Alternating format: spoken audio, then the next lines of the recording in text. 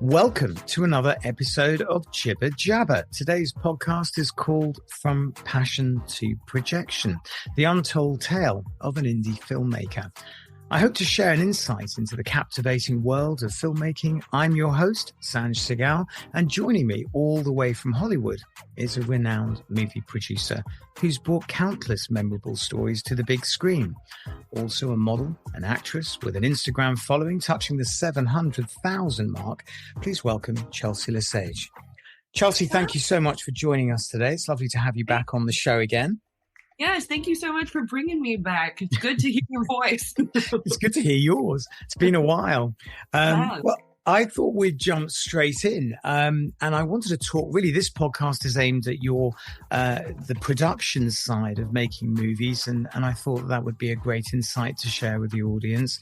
As a movie producer, you play a very vital role in bringing a film to life. Please share with our listeners a little bit about what it entails and how you got started in the indie movie industry. Oh my goodness. Where to begin? Yeah, so being a producer in an indie film is like this whole journey. It starts, of course, with the idea for the story that is going to be the screenplay, right? Everything's hard. My dog is scratching her chin right next to my microphone. That's okay. It's live. It's allowed. It's allowed. Yes, Peanut, I know. But so we have pre-production and development stages, of course, where you really try and hone in and take the opportunity to find investors to invest in your movie, and that's part of the whole production part of it. Peanut, can you not right now?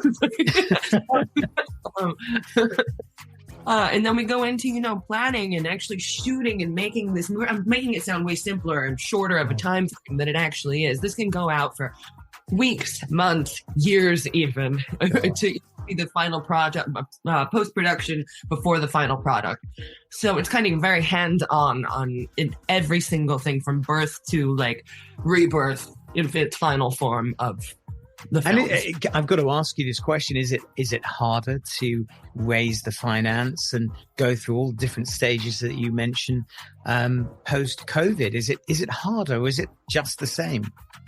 Well, yeah, since COVID, it's certainly changed since COVID. What I've noticed is, we really, when COVID and lockdown happened, we relied on movies and television for like daily entertainment to keep ourselves as sane as we possibly could. So there's such an uptick in, things if they were finished, really pushing them out there for the world to see, and we're eating it up because we didn't have anything else to do. So I noticed that, of course, there was a lag in people wanting to invest because they can't leave their house because we can't start shooting said movie would invest it until the laws are lifted. But I still had some luck with having people who had already said that they'd invest, like not leave in the wayside when we were able to start back up again. Because you wear a lot of different heads, right? You are involved in the production side. In some of your movies, you're in them. So there's quite a different sense of wearing different heads. Are you able to sort of distinguish which head to wear on which day, or does it all just get mixed up in the same pot? I feel like I've lost all of my heads. I'm like, sometimes. And can't differentiate between the two of them. No, what's interesting is over the years, as I've kind of grown and learned both on in front of the camera and behind the camera, I've somehow figured out a system to kind of switch each of the hats on and off when I'm honest itself. Of course, there are moments where, I'm watching myself perform in a film that I'm also producing, and you have those internal thoughts sometimes of like, God, I wish I read that line differently, or why did they use that take? And you picked that take, So sometimes it's a little difficult to differentiate between all three if I'm directing or whatever. Yeah, definitely. Never boring. Well, you have to be an insane person to do this, basically. Well, look, what kind of, for people tuning in, they're sort of looking at the angle of the challenges that face you. You've touched on a few of those. What kind of challenges do you face as a producer in 2024? again, as I just said, not losing all of my head at the same time. Building, I guess since COVID really changed everything, and now that we're like back to normal, some people are still like hesitancy on trusting like a small family of indie filmmakers. I've noticed that's a challenge. Because that's what I really, with my production company, is what I aim to do, is making them feel like they're a part of a family and we're all a team and we're all just as important as the next person in order to get this, where we want it to be. So that's a challenge for sure. Not having enough hours in the day, that's a challenge. You play that very well though, because I mean, you're a workaholic. I know that. I really am. It's starting to get, like the other day, my body was just like, and full stop. You need to stop doing what you're doing and just sleep. So I did. What about experiences? I mean, we talk about these movies and being involved in the production process. If you had to say, or to share any sort of memorable experiences or projects that really have defined your career, what would they be? Ooh, well, I Good guess. question. No, and it's wonderful. I guess the biggest one is really the thing that got me into production, being a producer anyway, was I auditioned for this Irish vampire movie. Right. Didn't get the part, but how I put the chair down in the audition room reminded my now production company partner, Charles Lincoln, of his protagonist in his upcoming novel, 21st Century Demon Hunter. Right. So it's like, and he hired me then to be on the cover of the novel. And then I was like, have you ever thought about making this like a web series or a TV show? And he hadn't, but that night he went and he made 6 scripts that night. And then later on, because, we're working guerrilla style filmmaking, we're shooting on a point and shoot on season 1 of that. And you can get that on DVD and Blu-ray. And season 1.5 is coming out very soon. And with that, we have a full production team. But so that was an experience that really showed you the way, kind of. It really did. And I invested. That's how I became a producer. And that's how it all began. It gave me that role, Julie Lightly, gave me whatever foundation of fame or whatever it is that I have. And it's the first time I was a producer because I really wanted it to go well. So I invested. Well, you forced that situation, didn't you, in a way, in a strange way? But what kind of, that sounds like an incredible journey. Do you have any sort of advice for aspiring movie producers? Because obviously you forced that situation. Should you be forceful? Should you create opportunity because it's not going to come knocking at your door? What should you do? Well, that's what big casting directors and agents and stuff always tell you what to do, is just you got to create your own content. You have to force these things upon yourself because it's not going to fall into your lap. Advice to aspiring movie producers is don't do it. Everyone says that. I know. It's just, it's a great learning experience. You have to be patient and you have to work with people who are better than you in order to get better. But that's true in any industry.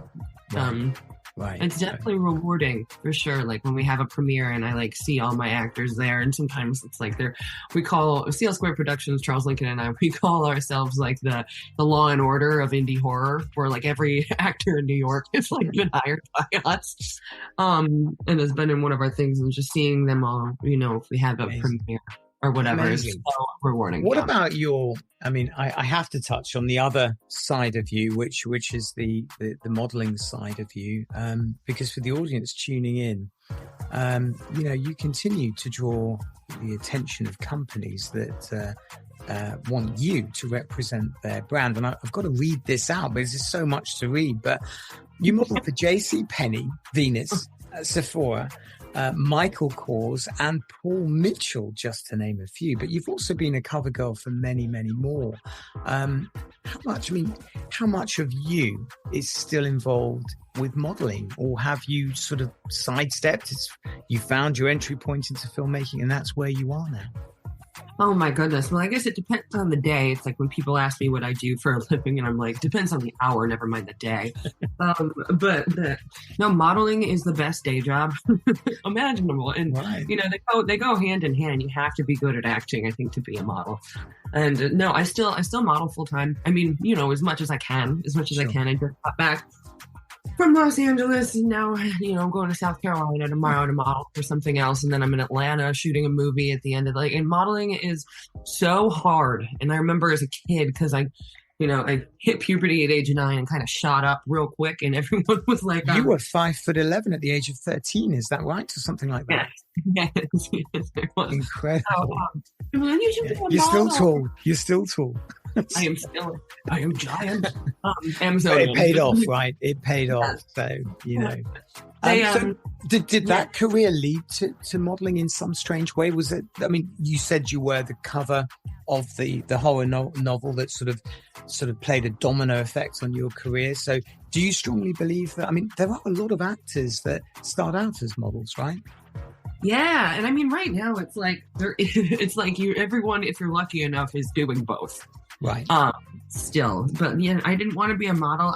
My naivete as a kid, I wanted to be an astronaut, a basketball player, and a clarinetist. But still am. Well, wait, not an astronaut. Not.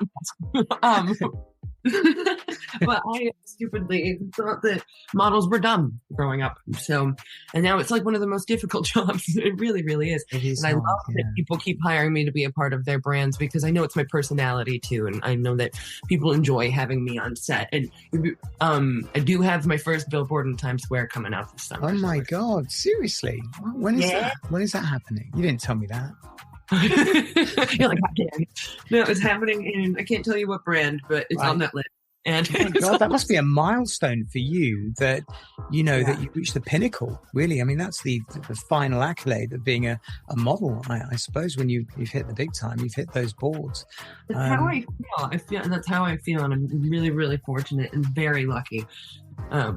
Amazing. It's absolutely outstanding. Well, look, I have to go to your next, the other part of you, which is the CL Squared production. So for the audience who are tuning in, and if you are unfamiliar with Chelsea on this side of the pond, I can tell you that she's the co-founder of CL Squared Productions and Golden Grand Piano Productions. My question to you, Chelsea, is how do you find time to do everything? In silence. I was just thinking, I don't find time to do everything. I've become like my father and make post-it lists everywhere, or I'll forget something. I hate Google Calendar. So I'm like, if it's important, I'll write it down. I mean, I'm guessing it. You have to be, time management is something I suppose that you have to be really good at. Do you do that alone? You use technology, or you have a PA who does everything for you? Oh no, I would really, my last manager was like, I think you need an assistant. So I think I'm not quite wealthy enough to do that yet, but I would really like to, because again, I'm losing my head. Right. A little bit, but the time management, I'm actually really terrible at. My family and we are all procrastinators. And because we find out that, but it's played to effect. I mean, you've had so much success in what you're doing. I suppose in a way, subconsciously, you must be really good at it. Thank you. Hey, I need that boost on this Monday. Here's the award. Or is this because it's April Fool's Day? Are you messing with me? Well, look, you're involved with the movie production side of it. I know that, being the founder of these production companies and so on and so forth, which one are you involved with other people? I know you mentioned you've got somebody who's involved with one of the production companies. Is the other one yours, or do you co-produce with other producers? Yes, the CL Squared Productions is, as I said, Charles Lincoln and I, 21st Century Demon Hunter. I produced Teresa and Allison that he also wrote, and then we have our upcoming Bishop's Cove, which is us, and we do primarily horror, and then Golden Grand Piano is Dan Gindon and I, and we've been doing we did Macbeth, a cursed film, and The Confession of John Wilkes Booth, which are both available on Tubi and stuff, and that's more like historical, or like we're reaching into comedy and stuff like that. Wow. Dan writes, shoots, and I direct and produce, and he's writing some really funny roles for me and stuff that we have coming up too. So they're both wonderful men to be working with, and they kind of keep me sane and drive me insane at the same time, but it's wonderful. I have to ask you this question because, a lot of people who have tuned in are looking at your credentials, and 700,000 followers is just incredible. And I know that you by default, I'm assuming you've become an influencer. How much of your daily activities are you conscious about when you post something? There's the following. It's a huge amount of people watching every move you make. Thank you. So I know it's a good thing because I can influence people to do good, but I just every time it's just like, oh, Chelsea the same because she's an influencer. I'm like, because I kind of fell into it. Everything that I'm posting is something from a job for the most part, and it's good because I can be like an agent for change and stuff. Right. Of course, what post is when and what time and what hashtags. I do have an Instagram helper. That's a business in itself, right? It is. I'm so nice, and I'll be like, yeah. But people aren't joking. I used to call bullshit, but nobody's. It's not really a joke when people are like, "So what do you do for work?" I'm like, Instagram. What is it? Get a real job. So I'm sure people are trying to tell me to get into TikTok and stuff like that, and I'm like, I'm too old for that. I'm not doing that. But it's just so nice that you're able to change people's lives. I guess on some scale, they're looking at your journey and they want a piece of it. They want to follow your path, so to speak. So in a way, I suppose your words, your images, they all count to someone who's sort of aspiring to be in your sector. Thank you. You're going to make me cry. I'm like getting here teary-eyed. But I suppose that's the name of the game, really. I suppose we all want to leave a mark in some way. I know I do, when long after this game is over. But yeah, it's nice. It's nice to leave a mark. Yes. Yeah, so you're currently working on feature films, right? The Virginia Bitches and the Coup Hatch. And you've just wrapped up the world premiere of A Wedding Story at the Chain Theatre. And I know you're an absolute workaholic like me. I've mentioned that. What's next for you? I mean, what's on the horizon? Can you mention it, or is it sort of under secret? It's a secret. No NDAs have been signed yet, but no, that was stuff that I'm like producing or co-producing myself. There's another feature in the pipeline through Saigal Squared called Luna in Persia. Right. And then there is a seagull just almost flew into my door. Sorry, that scared me. There's a lot going on in your place, I can tell you. There's so much going on. What do you call it? And then there's a feature-length film that will be called Touched, and then 2 pilots coming out through Golden Grand Piano Productions that are comedies. Right. So, are you in those, or you're just producing them? I will be in all of them, yes. Oh, nice. Yeah, and some of them I'm also directing, which is cool. Very nice. Well, look, I know you've got like thousands of things to do today. I know you're very busy, and I'm very lucky to have you on our schedule. Thank you so much, Chelsea, for sharing your insights and experiences with us today. It's been an absolute pleasure having you on the show again, and I can't wait to see you again shortly. Hopefully you'll release these new movies and come and talk to us again about them. Details of Chelsea's website are in the description box. Don't forget that she appears in our latest magazine, The Foreboding Fractured, which is released in May. Thank you, Chelsea, for joining us. Thank you so much for having me. So good to be here. And You're welcome. I can hopefully see you when I'm out your way next week. Yeah, hopefully we're going to meet up for coffee when you're here. So yeah, it'd be lovely. Thank you to all our listeners for tuning in to this episode of Jibber Jabber. Stay tuned for more captivating stories from the world of filmmaking. Please remember to subscribe to our channel. Until next time, bye for now.